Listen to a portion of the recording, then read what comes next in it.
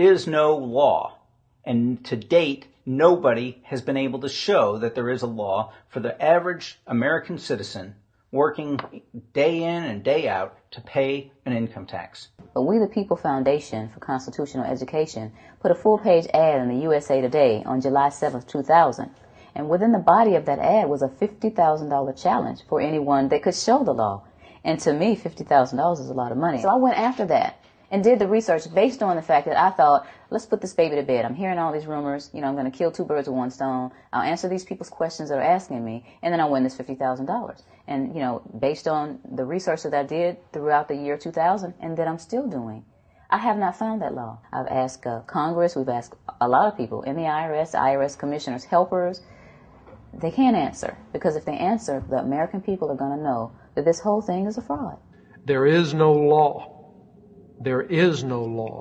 that requires the average American worker in the private sector to pay a direct, unapportioned tax on their labor and compensation for services. There is no law. I really expected that, of course, there's a law that you can point to in the law book, the code that requires you to file a tax return. Of course there is. Maybe I don't know what it is right then as he was speaking to me, but sure. So naively, I agreed to go off and research it and get back to him.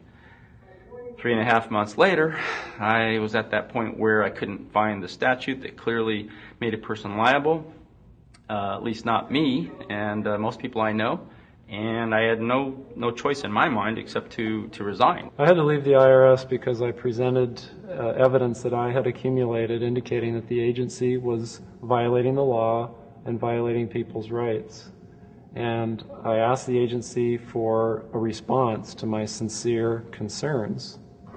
And the answer I got was that they would not respond to my concerns and that they would provide me with the paperwork necessary to tender my resignation. You can look through the statutes and look for the law that requires you to pay. And when you do that, you can't identify a law that requires the average person in America who earns a wage and works in private business to pay an income tax. American citizens, along with the foundation, have been asking the IRS to specifically provide them with the underlying legal foundation upon which they administer and enforce the personal income tax laws in our country. At the national level, when people would attempt to contact somebody of a much higher authority, say the commissioner, same kind of thing. They would get answers that were in effect non-answers. You have to understand that an agency which will unlawfully impose a tax that doesn't exist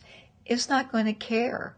If we, the people, don't know what our rights are, they're not going to tell us. If Americans just learned that the IRS was actually knowingly deceiving them, that would be enough for them to rise up and put a stop to it. 100% of what is collected is absorbed solely by interest on the federal debt. All individual income tax revenues are gone before 1 nickel is spent on the services taxpayers expect from government. People have been told, that you need this income tax system to fund government, which is absolutely ridiculous. My question is, well, if that's true, how did we fund government from 1776 to 1913? The main purpose of the income tax is not to raise revenue, but to redistribute wealth and to control society. And a lot of people might say, well, gee, if there wasn't an income tax, what would happen to education? They don't understand that education is paid for the most part, out of state and local taxes, your property tax. People might say, well, how are we going to build and maintain our highways if there's no money coming into the government? We need our highways. There is a tax on every gallon of gasoline that people buy. Proceeds from the income tax do not pay for highway construction. I believe that in both spirit and substance, our tax system has come to be un-American. Death and taxes may be inevitable, but unjust taxes are not. This small booklet includes the Constitution of the United States, the Bill of Rights, the Declaration of Independence. This is a document that every citizen should read. It's a document which freed an entire nation.